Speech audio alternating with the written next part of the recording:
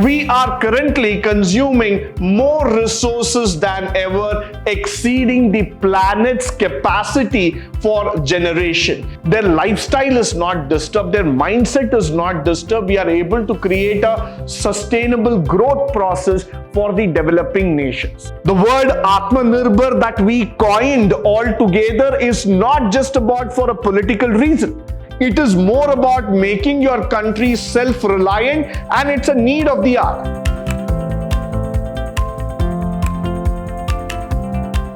Good morning and welcome to the first session, Chapter 2, Unit 4, second semester B.C.A, Sustainable Development, where we are going to talk about sustainable consumption and production.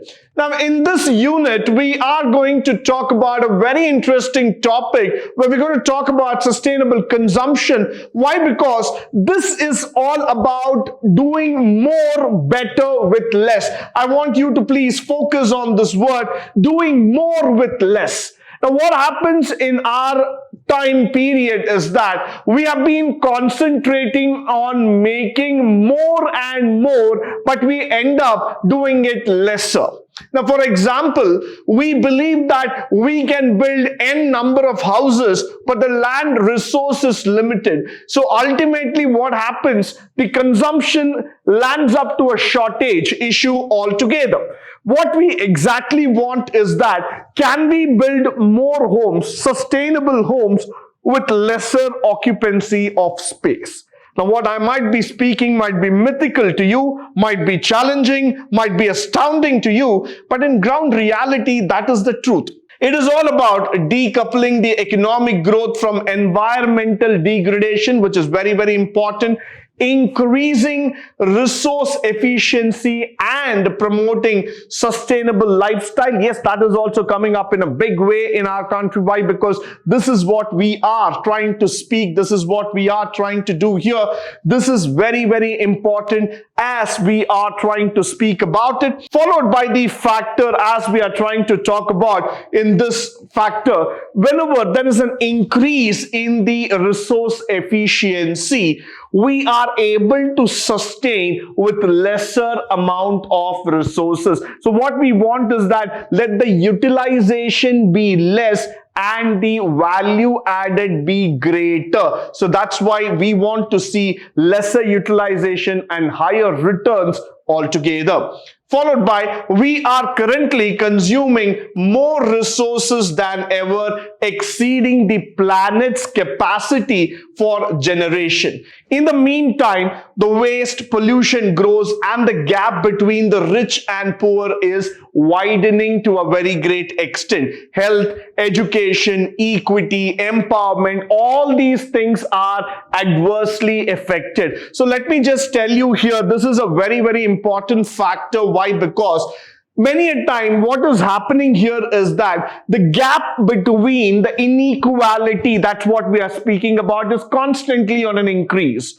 And because of that, what is happening here is that starting from education, from healthcare, from all kinds of resources that we are speaking about, there is definitely a gap that is being created.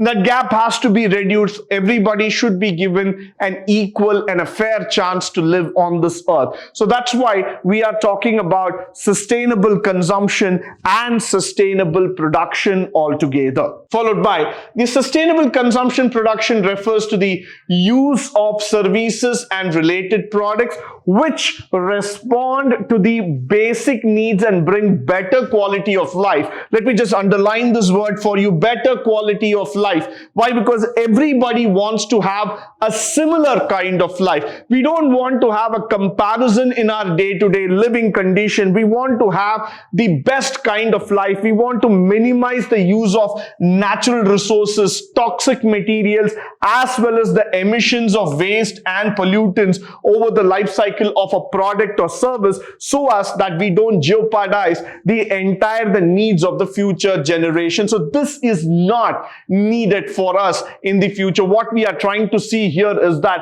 we don't want to see our generations getting completely disturbed by the non-availability of resources, by the non-utilization factors altogether. So that's why we feel that this this is mandatory for all of us, that we start building a better resource capability at any given point of time. So this is definitely needed for all of us to sit and think. Now, the other thing is that the decoupling of environment degradation that is happening from economic growth all factor. This is about doing more and better with the less, increasing net welfare gains from the economic activities by reducing the use of the resource degradation and pollution of the whole life cycle. That's where we're going into the recycling factor. More is delivered in terms of goods and services with less in terms of the impact towards the resource use. Now, if you look into the construction field, many a times people have spoken about the green construction, the green ways of developing houses, or getting onto the environmental concern. Is this possible? If you try to ask me, the answer is yes. Why? Because if you start thinking about the recyclable materials, how to rebuild our own homes with the utilization of minimum resources that are needed for today, this is definitely possible. So what we are trying to see today is that we are trying to see a build, we are trying to see a quality, we are trying to see a system that can probably go ahead and create a strong impact in terms of growth, in terms of the activities altogether. So that's how we want the system to be developed. So this is what we are looking in terms of growth factor, in terms of the delivery aspect altogether. So we want to build a system that is fantastic in nature, that is creative in nature, and that can probably create a very good impact in terms of the living life condition. We don't want the impact to fall on the resource. We want the impact to have on the better quality of life. Followed by applying life cycle thinking. This is about increasing the sustainable management of resources, achieving resource efficiency along with both production consumption phases of the life cycle, including resource extraction, production of intermediate units, distribution, marketing, waste disposal, reuse of products and services. So the concept of recycling has somewhere set into our mindset. We believe in that, and we have been doing a great amount of activity in that, no doubts about it. We have always thought about it in a very, very creative manner. We have always believed that yes, we need to have a recycling system within us, and that recycling should go forward, should be able to think, should be able to put forward in terms of the activities that we have been speaking about, no doubts about it. But nevertheless, what we are exactly looking here, what we are exactly feeling in terms of our growth is that somewhere down the lane, we should not get distracted by technology and try to evade this earth by on a destruction pathway. What we want in a long run to see is that we want to combine the utilizations of all the best practices possible, try to create something better out of it, try to create something more meaningful so that the resource efficiency along with the production and consumption is being achieved. One side, when I'm talking about growth, the other side, I'm also talking about containment. Why? Because if production goes beyond the means of the human being thought process, then automatically we are risking our future generations' life. So we don't want to get into that situation where we make the future generation completely go blank. So we want a resource growth in a very, very concise manner. The next thing is sizing opportunities for developing nations, the leapfrogging concept that we have been talking about. The sustainable consumption production contributes to the poverty eradication also, and that has been one of the millennium goals of the UN SDG, that's the sustainable development goals. Why? Because it's providing opportunities such as creation of markets, then we are talking about green and decent jobs, as well as more efficiency in terms of the welfare generation, natural resource management. All those factors are coming into picture for us, no doubts about it. Why? Because we have a thought about it in a very, very genuine manner. We have understood that concept very clearly, that this is how we are going to build it. This is how we are going to take it forward in terms of the growth aspect. what we exactly want today. What is that we are looking forward in terms of generation, in terms of growth aspect altogether, is that we want to see a resource generated that has been created. We want to see that the market is able to understand, observe all the factors of growth and efficiency and create a sustained environment. Now, in that sustained environment, we are trying to look for jobs. We are trying to look for better healthcare, better lifestyle, so that the people are not disturbed. Their lifestyle is not disturbed. Their mindset is not disturbed. We are able to create a sustainable growth process for the developing nations. We are not here for the development in terms of competition. We are here for the development in terms of a better lifestyle, a better factors of living. We are here for the future value of our generation. So we don't want to go back on a competitive mode, try to fight against each other, try to label countries by saying that you are still underdeveloped, you have not developed, you need a lot of space and time. What is that we are typically looking here is that in the coming millennium, we want development word to be understood very clearly. We want each and every activity that is focused, that is able to create a job, that is able to propel the economy, that is able to satisfy the basic needs of human. See, there are many countries in the world, going back to the African continent as an example, though we are speaking about technology, though we are speaking about growth in every nook and corner, but the other side, when you look at the countries of those underdeveloped like Ethiopia and Somalia, or probably Rwanda and other places, why is that the answer is still not available? That's probably why, because people have not understood the development as a whole factor, as together. What we have understood development is only in terms of wealth creation. What we have understood development is only in terms of capturing power, trying to dominate the world in terms of production, trying to dominate the world in terms of resource management. Now, that is not what is expected from the UN Sustainable Development Goals. What we want to see here is that we want everybody to get a job. We want the per capita income of every country to improve. We want everybody to have that decent life which is expected, which is a basic right of every citizen to live with. So that is why we want to see the economic system to have a better growth, a better prospect altogether. Followed by the procurement process, which is where we go public organizations to meet their needs for goods, services, works, utility in a way that achieves value for the money on the whole life cycle basis in terms of generating benefits, not only for the organization, but also for the society. Now, once upon a time in India, the story was such that the importance was given only to the public sector and not to the private sector. The private sector was largely ignored. Why? Because they were not competitive enough. They were not ready to give jobs. They were not opening up much.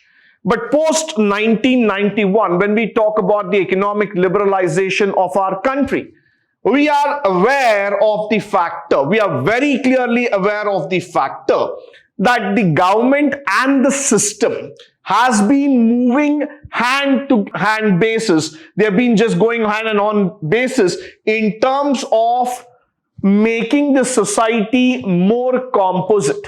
Today, the private sector is being given a higher priority compared to the public sector. Even in our recent 75th year of the independence celebration, when we went through the news article that was spoken by our Honorable Prime Minister, it told very, very clearly that the push is more towards the private sector in terms of creating jobs, in terms of becoming a manufacturing hub, in terms of pushing up the production in a more sustained manner.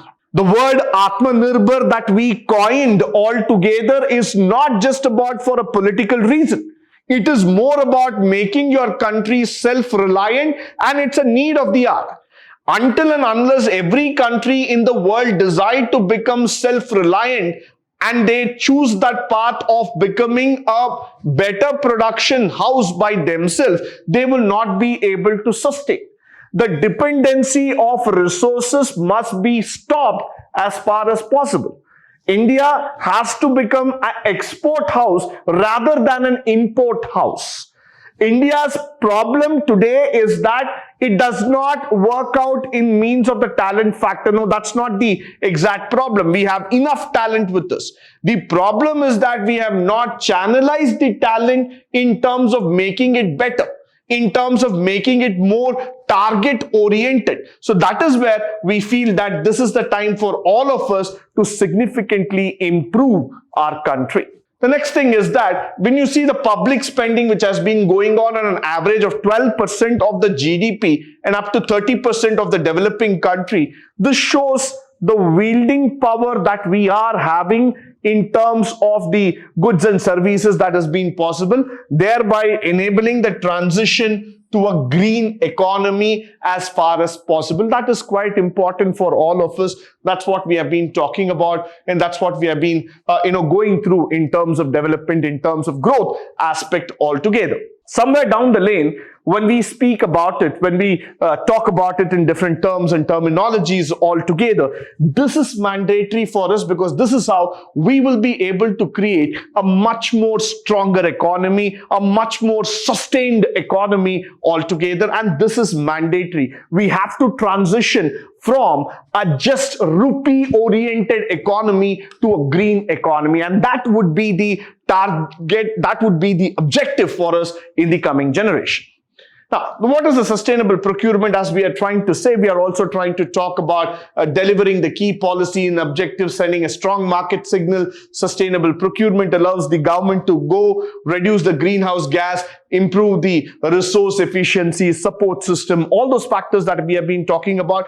Definitely, yes, this has been a very great cycle that we have been talking about. It has been fantastic in terms of the growth aspects that we have been speaking about. Plus, we also want to talk about the factors saying that the greenhouse gas effects and all the negativity that has to be reduced when it comes to the sustainable development part. Followed by the positive social results that include poverty reduction, improved equity factors, yes, and we need to have better labor standards that's coming up. From an economic standpoint, we also need to generate income, reduce the cost, support the transfer of skills, technology, and promote by the domestic producers. This is mandatory for each one of us. So that's where we are becoming much more sustainable in nature. So this is a very, very important thing that we need to understand in the coming days. With this, I come to the end of the session. I hope and believe that all the input shared through this session would be of a great resource to you, both in terms of practical as well as on the theoretical walk of life. In the upcoming sessions, we will be talking about sustainable design, the city living, and how we need to create a better environment for ourselves. But until then, stay tuned, stay blessed, and stay enlightened forever. Thank you once again for joining me today on this wonderful session.